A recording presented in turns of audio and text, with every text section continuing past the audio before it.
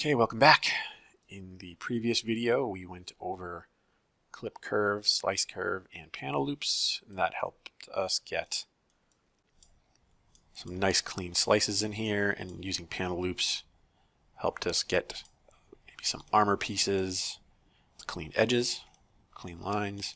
For this video, I wanted to talk about something that's more modeling, and we'll use something called a Zmodeler.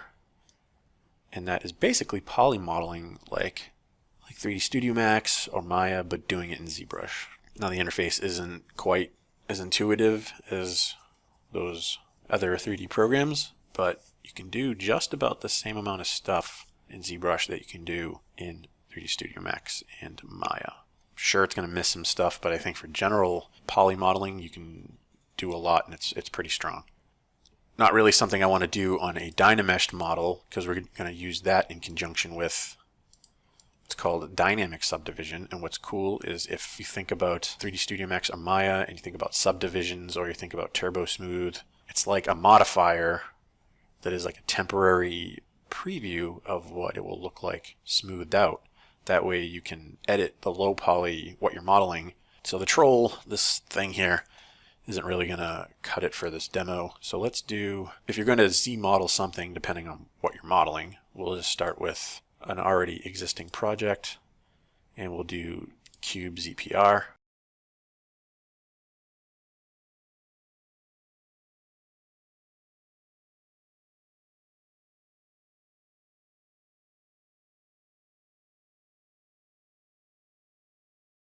So what we have here is just a very basic cube. It does have some geometry, some subdivisions. So I want to get rid of all the subdivisions and delete higher. So it's just this box. If you have something like this and you want to actually change it, you can go into Initialize and say QCube, and it will kind of it'll take whatever tool is in there and basically turn it into that. So if you need to scale this up a bit more, it's fine. Let's go to the brushes, and at the very bottom you'll see something that says Zmodeler. If you click it, and what is interesting about this brush, because it is technically a brush, is it includes all the functions for edges, vertices, and faces all in one tool. So you see if I highlight over the face right here, you can see it outlined if I hover over an edge or vertice. So whenever you want to do something specific to a vertice, edge, or face, you want to hover over the thing that you want to actually edit. And what you'll notice is every time I hover over something, there's a description, and it differs for what I have hovered over it. So if I hover over the face, it says Q Mesh a Poly, and that's just ZBrush's kind of default editing. It's kind of like extruding, and it kind of does a little bit more than just one function. It does a couple different functions. If you hover over an edge, it says Insert Edge Loop, and if you hover over Move Points is what happens when I hover over a vertice. Now all of these can be changed to do different things. So if I hover over Q Mesh a Poly, hover over a face, and hold down the spacebar, you have this menu. Now the first box is what you're actually going to do to the face, like the actual action that you're going to perform. And right now it says Q Mesh, but you can see here you have bevel, bridge, crease, insert, poly loop, split. You have a whole bunch of stuff to edit. Now the other thing underneath it is target. So is it just going to do a single poly? That's what it starts out with. If I said all polygons, it's going to do everything. If I do all quads or all triangles or all facing front, or you can do it by polygroup, polyloop. This is the target, this is the action, and these are further modifiers for these actions. So with just the default stuff, hovering over face, Q Mesh a Poly, remember I have symmetry on, just clicking and dragging on a face.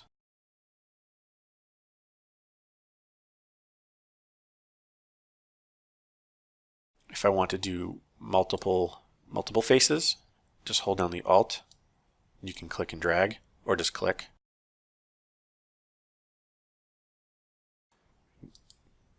Alt, Alt, and then up. Or I could just hold down Alt, drag. So QMesh is pretty powerful. You can start building stuff out really quickly.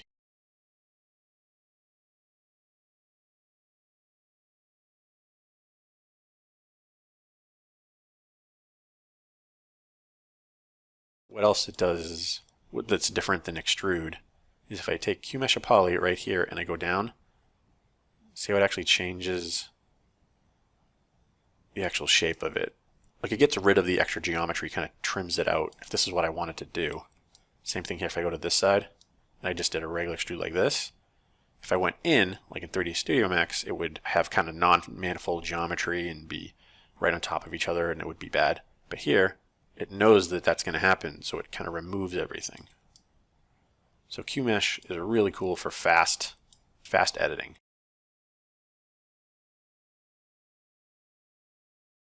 See how it completely gets rid of the polygons?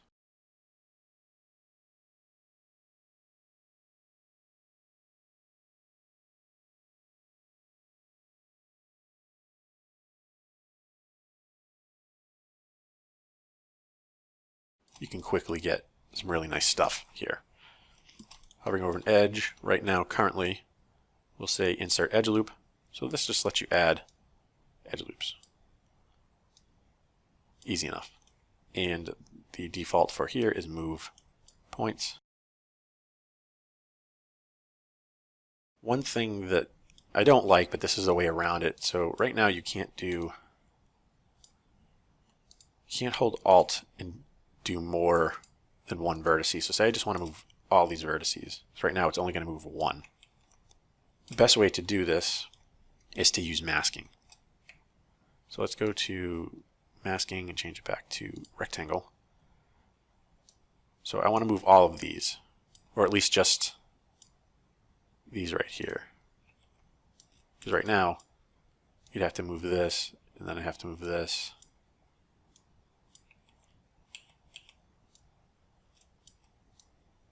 This way, if I hold down Control and just basically mask out the vertices here, and then I invert it, so I do Control, tap, everything else will be masked except for this.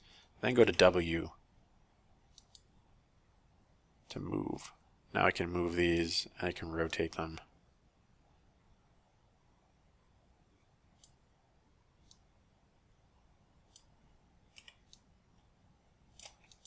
Like that. If I wanted to move all of these at the same time, it would be hard without, it would be hard to just move it point by point. So I'll do Control again, drag, and then invert it, then move. Now you see it's all the way over here. So first I'll click the unmasked mesh center, and then I'll hold Alt, and where it says Reset Orientation, if I just clicked this, it would rotate the mesh to that, or the polygons. If I hold Alt and click, it's going to reset the gizmo. So now this allows me to move this in and out.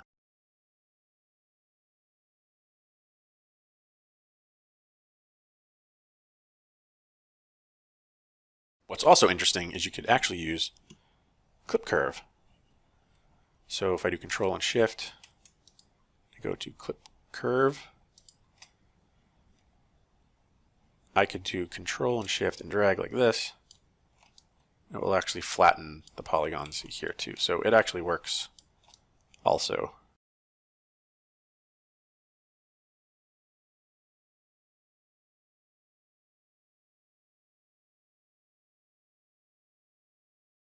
It's not perfect because you're not dealing with millions of polygons, but it could give you some flexibility on getting a shape. Just be careful with it. But it does work with with regular Zmodeler.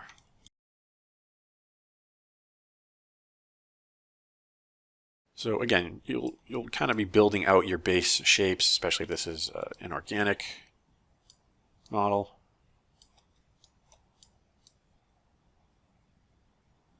And now what would happen is if we just did the divide,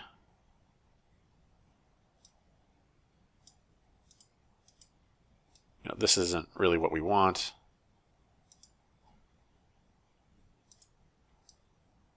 It's smoothing it out, but we want those hard edges and everything. So let's do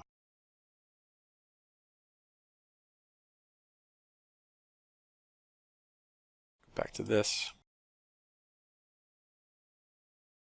So what we're going to use instead is under geometry, we're going to go to dynamic subdivision. Now, if I turn this on, it does the same exact thing, except it's not real. It's only a preview. So you can just turn it off and on, which gives you the option to continue to model in here and still see the end results. The other one does a lot more damage, and you can go up and down the subdivision levels, but it's not the same model anymore. This is still the exact same. So once you have this on, you can turn the smoothing 5 maybe. So you can see that it's nice and smooth. Like this is maybe the end result of smoothness that you want. But we definitely want to kind of crease these edges. A fast way to really kind of crease these edges is you can do it manually. So if I have dynamic subdivision on, so I could hover over the edge here, hold on spacebar and change it to crease. Now, whenever I click on an edge, it's going to crease that edge.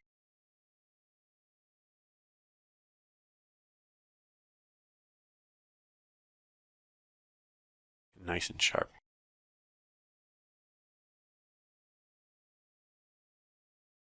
Now you can change how sharp it is, but you have to do it in a kind of a different method, because right now it's a default. This is a crease, this is the crease weight. So let's do, if I want to crease it but not have it as sharp, because that's a pretty sharp edge, which you might want. But if you don't, if you want that to have a little bit more of a bevel or fall off, in order to change the weight of how hard this creased edge is, you need to go into the crease function, the crease option in geometry. You can see crease level is 15. A way to describe this is it's going to crease it all the way up to level 15 subdivision levels, which means that's really high. So it's going to stay nice and crisp all the way up to, if you divide it 15 times. Under dynamic subdivision, we have 5 smoothing. So right now it's smoothing it up to 15 times, or it's creasing it up to 15 times, but we're only smoothing it 5.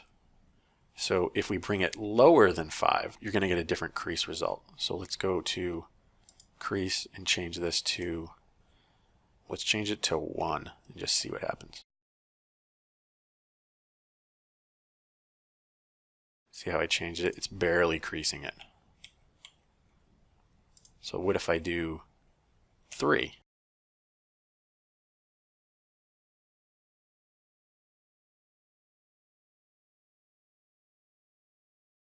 You can see that it's creasing it, but with more of a bevel. So let's do maybe 4. So our subdivisions are at 5 and our crease level is at 4.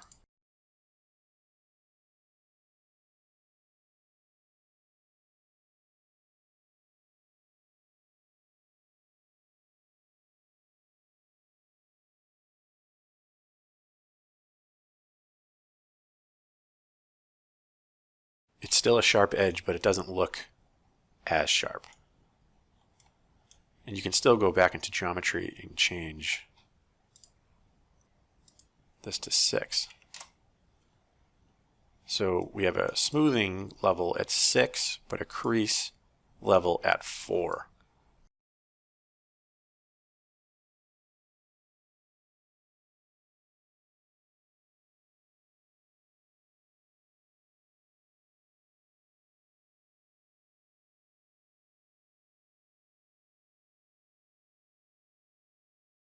If you're trying to crease an edge and you just can't find it, you can always turn it off, which is why this is a good thing to use. Turn it off, then you can crease that and go back to dynamic subdivision, and there it is.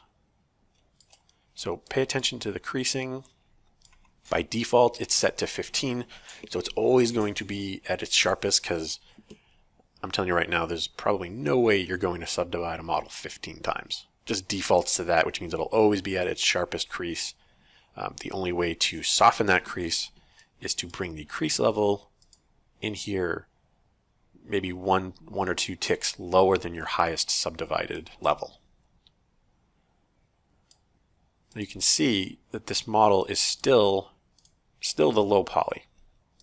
So we can still edit the way we want to, but when we're done, we have to kind of commit it. But before we do that, I want to show an even easier way to crease your edges even faster. So let's keep the crease level at 4. All right. Now under polygroups, we're going to say group by normals. If I click that, you will see that it's finding every average normal direction and basically turning it into a polygroup. If I go to the geometry and take off dynamic subdivision, you can see kind of what it did. Let's go undo that for a second. You can see we kind of have polygroups all over the place.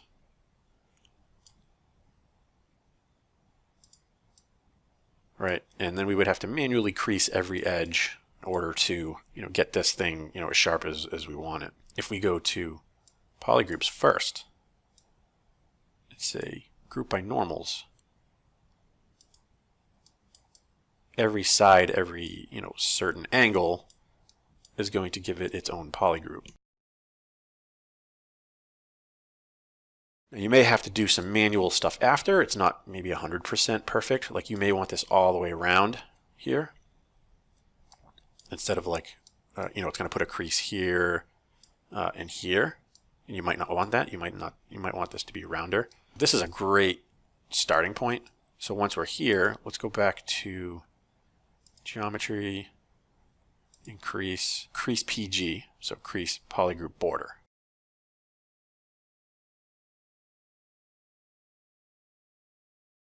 Now you can see it just creased everything based on the polygroup.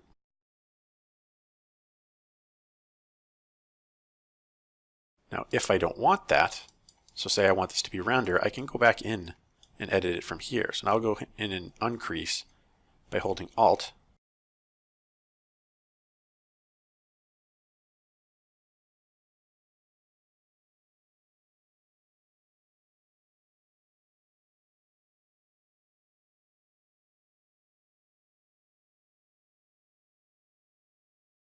See, it's kind of neat. So say I wanted this also to be smoother.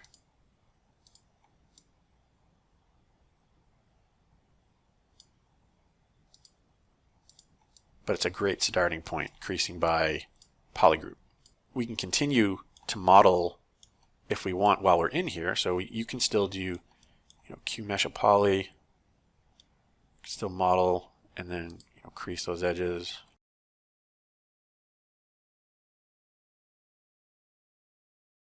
Now if you hold down space, you can do all these other things here. So you can do inset.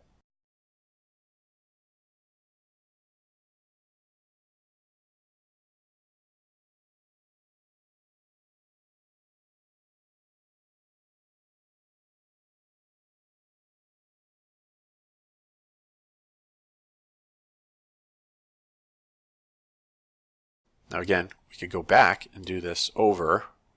You probably wouldn't want to do all your creasing until after your kind of model was, for the most part, completed.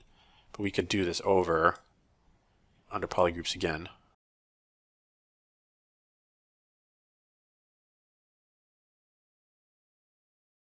Group by normals.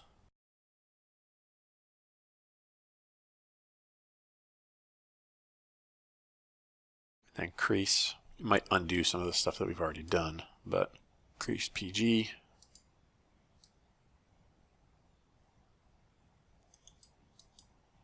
And then you'll have to go in and uncrease some of those areas.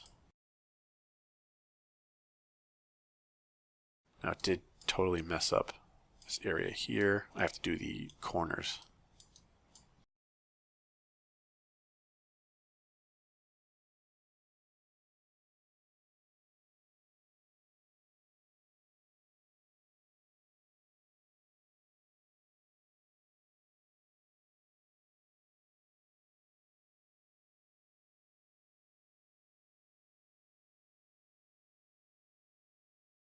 So you can do other things like size it, scale.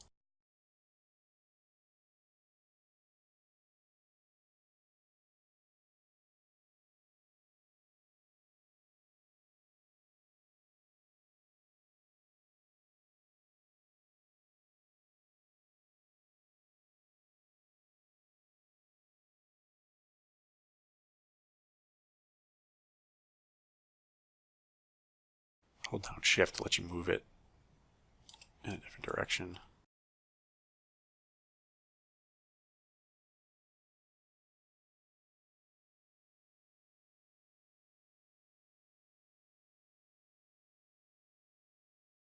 Nice way to do some hard surface stuff. If you were done, this model looks great. Before, if you wanted to do any additional sculpting, like maybe you want to do wear and tear, damage and stuff, you can't work on a previewed model in dynamic subdivision. We got to turn it into something sculptable. Have dynamic subdivision while it's on. We want to hit apply. And now that model is officially geometry. And if you reset the line, you can see that it's actual geometry now. So we can go in with a brush and start, playing around. If we wanted to do damage or whatever. You could even come in here and use some of the other flattening tools. That's it for this video, and we'll pick it up in the next one.